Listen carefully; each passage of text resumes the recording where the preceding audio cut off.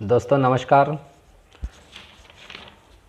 चलिए आज हम प्रारंभ करते हैं आगे के जो ऑब्जेक्टिव है। दोस्तों हम चलेंगे आज 41 से लेकर 50 तक, ठीक है। तो चलिए प्रारंभ करते हैं हम लोग। पहला क्वेश्चन है दोस्तों, देखिए पहला क्वेश्चन क्या है। पहला क्वेश्चन है कि y अक्ष के शून्यकों की संख्या बताइए, ठीक है। तो आपको देखिए एक चित्र दिया है यहाँ पर, और यहाँ पर बोला गया हमसे कि y अक्ष के शून्यकों की संख्या बताइए, ठीक है दोस्तों। तो यहाँ पर देखिए ये जो दिखाई दे रहा है आपको, इसको बोलते हैं x अक्ष, और ये जो खड़ा वाला अक्ष दिखाई दे रहा है इसको बोलते हैं y अक्ष, ठीक है दोस्तों। अब देखिए ये जो इस प्रकार से ये जो रेखा जा रही है यहाँ से, ये लीजिए, ठीक है। तो यहाँ पर देखिए इस रेखा को, ये y अक्ष को एक बार ऊपर और एक बार ये नीचे यहाँ पर काट रही है ना। तो कितने स्थानों पर काट रही है y अक्ष को? 2 पर। तो इसलिए दोस्तों यहाँ पर y अक्ष के शून्यकों की संख्या कितनी हो जाएगी? 2, ठीक है। तो इसका राइट आंसर कितना होगा दोस्तों? 2 आएगा। चलो अगला देखिए, द्विघात समीकरण का व्यापक रूप होता है, ठीक है। तो मैं पहले भी बता चुका हूँ दोस्तों कि द्विघात समीकरण का व्यापक रूप क्या होता है। तो देखिए ये होता है द्विघात समीकरण का व्यापक रूप। चलो यहीं पे बता देता हूँ, ठीक है। तो यहीं पे बता देता हूँ, ये होता है द्विघात समीकरण का व्यापक रूप ax2 plus bx plus c, ठीक है दोस्तों। ये क्या होता है? द्विघात समीकरण का व्यापक रूप होता है। कौन? ax2 plus bx plus c, ठीक है। इसको व्यापक रूप बोलते हैं, ठीक है। चलो आगे देखिए, क्वेश्चन नंबर 43 है, विविक्त कर का सूत्र लिखिए, ठीक है दोस्तों। अपने से क्या बोला गया है? विविक्त कर का सूत्र, ठीक है। तो विविक्त कर का सूत्र क्या होता है दोस्तों? देखिए ये होता है विविक्त कर का सूत्र d बराबर b2 माइनस का 4ac, ठीक है दोस्तों। d बराबर b2 माइनस 4ac किसका सूत्र होता है? ये विविक्त कर निकालने का सूत्र होता है। विविक्त कर को इससे दर्शाते हैं अपन d से। चलिए अगला क्वेश्चन देखते हैं, nवां पद निकालने का सूत्र बताइए, ठीक है दोस्तों। क्या निकालना अपने को? nवां पद निकालने का सूत्र। तो ये देखिए nवां पद निकालने का सूत्र बता देता हूँ मैं आप लोग, ठीक है। क्या पूछा हमसे कि nवां पद निकालने का सूत्र, ठीक है। तो ये होता है an बराबर a plus n minus 1d, ठीक है दोस्तों। तो यहाँ पर देखिए ये जो a है ना, इसको क्या बोलते हैं? nवां पद, इसी को बोला जाता है, ठीक है। ये जो a है ना, a को क्या बोला जाता है? प्रथम पद, ठीक है दोस्तों। ये जो n है ना, n को बोला जाता है कुल पद, और ये जो d है ना, d को क्या बोला जाता है दोस्तों? सार्वंतर बोला जाता है, ठीक है। तो ये nवां पद निकालने का सूत्र क्या होगा? an बराबर a plus n minus 1d। यदि आपको पूछा जाए कि ये जो सूत्र an बराबर a plus n minus 1d, इसमें आप लोग बताइए प्रथम पद, तो प्रथम पद को किससे दिखाते हैं? a से, और सार्वंतर को किससे दिखाते हैं? d से, ठीक है दोस्तों। तो इसका जो राइट आंसर होगा, ठीक, इसका जो राइट आंसर होगा किसका?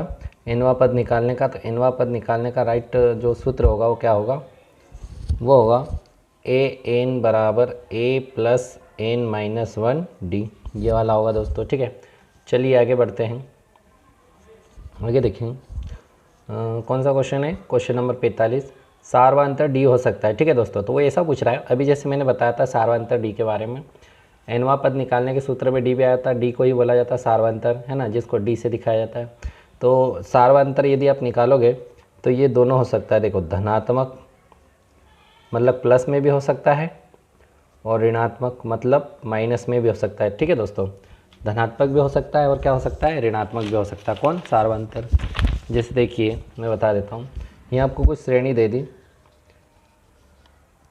अपन ले लेते हैं यहाँ पे 2 जॉर्ज, ये देखिए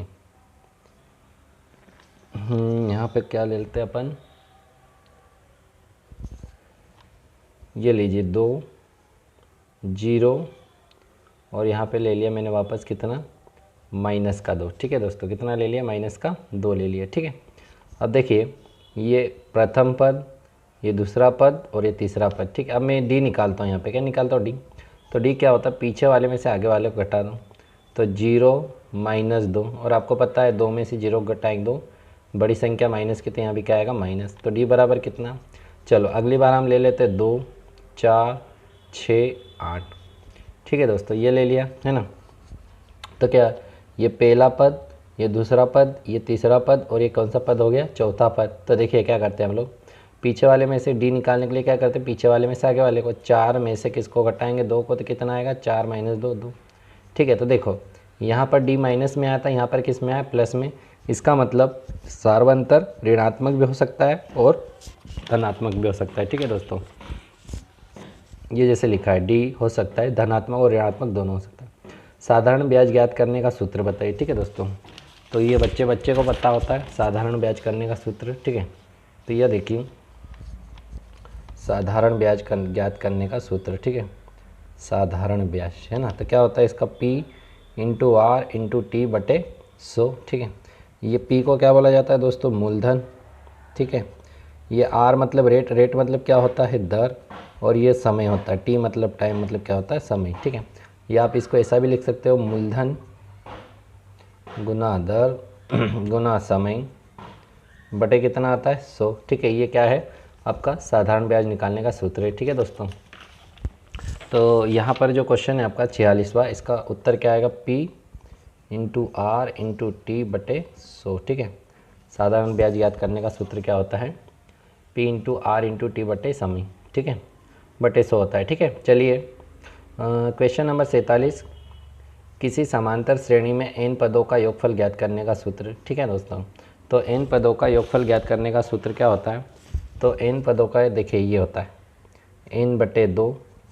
ठीक है, और 2a प्लस n माइनस 1, और यहाँ पे क्या होता है d। ठीक है, ये क्या होता है दोस्तों, n पदों का किसी समांतर श्रेणी में n पदों का योग ज्ञात करने का सूत्र होता है। ठीक है ना, ये जो होता है वो एस होता है, एस बराबर n बटे 2, 2a plus n minus 1 d। ठीक है, चलो आगे देखिए, यदि A B C A P में, ए पी का मतलब क्या होता है दोस्तों, समांतर श्रेणी। ठीक है, ए पी का मतलब क्या होता है, समांतर श्रेणी। समांतर श्रेणी आप सभी लोग जानते हो, जब पदों के बीच में सभी जो पास के सभी पद होते हैं उनमें जब अंतर समान होता है तो उसे क्या बोलते हैं, समांतर श्रेणी, समान रूप से अंतर। ठीक है, तो ये ए पी में है तो समांतर माध्य होगा। तो देखिए ये क्या लिया है, क्वेश्चन नंबर कौन सा, 48। ठीक है, क्वेश्चन नंबर 48 क्या बोला है कि ए बी सी ये समांतर है ना, श्रेणी में मतलब ए पी में है, तो बताओ इसका माध्य क्या होगा। तो कुछ नहीं करना है दोस्तों,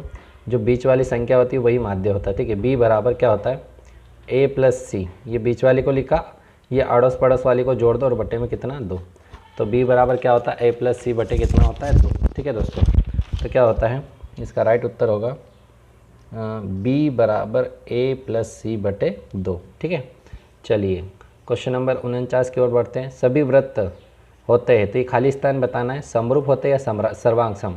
तो मैं बोल रहा हूँ कि दोस्तों सारे के सारे जो सभी वृत्त होते हैं ना वो क्या होते हैं, समरूप। ठीक है दोस्तों, क्या होते हैं, ये पहले वाला आएगा, समरूप होते हैं। क्यों होते हैं समरूप, तो देखिए मैं बता देता हूँ, समरूप और सर्वांग सम के बारे में बता देता हूँ, है ना। तो वृत्त के बारे में पूछा हमसे, तो देखो ये मैंने वृत्त बनाए, ये 2 वृत्त बनाए। ठीक है, ये एक और बना दिया, इसकी त्रिज्या 1 सेंटीमीटर है, इसकी त्रिज्या 2 है और इसकी त्रिज्या 3 सेंटीमीटर है। ठीक है, तो दोस्तों देखो ये तीनों जो वृत्त है ना, तीनों तो वृत्त है, तो ऐसी आकृतियाँ जो दिखने में एक जैसी दिखे, दिखने में क्या दिखे, एक जैसी लेकिन ज़रूरी नहीं है कि तीनों की त्रिज्याएँ बराबर हो। ठीक है, तो दिखने में एक जैसे दिखे लेकिन नाप में एक जैसे नहीं हो तो चलेगा, लेकिन दिखने में एक जैसे होना, तो ऐसी आकृतियों को क्या बोलते हैं, समरूप। ठीक है, अब देखिए दोस्तों मैंने यहाँ पर ये 2 सेंटीमीटर की त्रिज्या, ये भी 2 सेंटीमीटर की त्रिज्या, और ये भी कितनी ले लिया अपन ने, 2 सेंटीमीटर की त्रिज्या। ठीक है, तो अब देखिए दिखने में तीनों आकृतियाँ कैसी दिख रही, एक जैसी, लेकिन इनकी जो त्रिज्या हैं ये भी आपस में क्या है, बराबर। तो दिखने में तो एक जैसी दिखे और उनकी त्रिज्याएं भी आपस में क्या हो, बराबर, तो ऐसी आकृतियों को क्या बोलते हैं हम लोग, सर्वांग सम। ठीक है दोस्तों, क्या बोलते हैं, सर्वांग। ठीक है, चलिए तो आप लोग समझ गए होंगे सभी वृत्त क्या होते हैं, समरूप, है ना। सभी की बात कर रहा है, किसी की त्रिज्या 1 सेंटीमीटर, किसी की 2 सेंटीमीटर, किसी की 3 सेंटीमीटर, तो त्रिज्याएँ बराबर नहीं है लेकिन दिखने में एक जैसे, इसलिए इनको क्या बोलेंगे, समरूप। सभी त्रिभुज समरूप होते हैं। ठीक है, तो कौन से, समबाहु या समद्विबाहु। ठीक है, 2 में से बताना, समबाहु या समद्विबाहु। ठीक है दोस्तों, तो किसके बारे में पूछा हमसे, त्रिभुज। तो देखिए मैं एक बता देता हूँ, ये होता है समबाहु, समबाहु है ना। समबाहु क्या होता है, समबाहु त्रिभुज वे त्रिभुज होते हैं जिनकी तीनों भुजाएं आपस में बराबर होती है। समबाहु समान भुजाएं मतलब तीनों भुजाएं आपस में क्या होगी, बराबर। ये भी दो, ये भी दो, ये भी दो, है ना। अब यहाँ मैं बना रहा हूँ समद्विबाहु। तो देखिए समद्विबाहु त्रिभुज क्या होता है ना। तो देखिए ये 2 सेंटीमीटर और ये दोनों कितने कितने की 3-3। तो ऐसा त्रिभुज जिसकी दो भुजाएं आपस में बराबर, उसे क्या कहते हैं, समद्विबाहु। तो सम અને समान, द्वि અને दो, बाहु અને भुजाएं, जिसकी दो भुजाएं समान उसे क्या बोलते हैं, समद्विबाहु त्रिभुज, है ना। ठीक है, तो ये दो भुजाएं समान है तो समद्विबाहु, जिसकी तीनों भुजाएं बराबर उसे बोलते हैं समबाहु। ठीक है, तो अब अपने को क्या लिखना है कि बताइए सभी कौन समबाहु त्रिभुज या समद्विबाहु त्रिभुज, कौन से त्रिभुज आपस में क्या होते हैं, समरूप होते हैं। ठीक है, तो चलिए मैं इसका उत्तर बता रहा हूँ। इसका उत्तर आएगा समद्विबाहु। अब आप लोगों का बोलना होगा सर समबाहु क्यों नहीं। तो देखिए यदि मैं समबाहु त्रिभुज बना रहा हूँ, ठीक है, तो समबाहु त्रिभुज में क्या होगा, आपको पता है कि तीनों भुजाएं आपस में क्या होती है, बराबर, है ना। लेकिन समद्विबाहु त्रिभुज जैसे मान लो ये समद्विबाहु त्रिभुज है, ठीक है, ये समद्विबाहु, ठीक है, तो ये वाली दोनों भी हो सकती है या फिर ये दोनों भी हो सकती है, ये दोनों हो सकती है या फिर ये दोनों भी हो सकती है ना। तो कोई सी भी दो बराबर हो सकती है। तो दिखने में एक समान, लेकिन कोई सी भी दो भुजाएं बराबर हो सकती है। लेकिन इसमें तो तीनों भुजाएं आपस में क्या होती है, बराबर। कितने भी बना दो त्रिभुज, सारे के सारे तीनों भुजाएं आपस में क्या होगी, बराबर। लेकिन इसमें ऐसा नहीं होता है। इसमें क्या होता है, कोई सी भी दो भुजाएं आपस में बराबर होती है। ठीक है, तो इसका राइट उत्तर क्या होगा दोस्तों, इसका राइट उत्तर होगा समद्विबाहु। ठीक है, थैंक यू, शुक्रिया।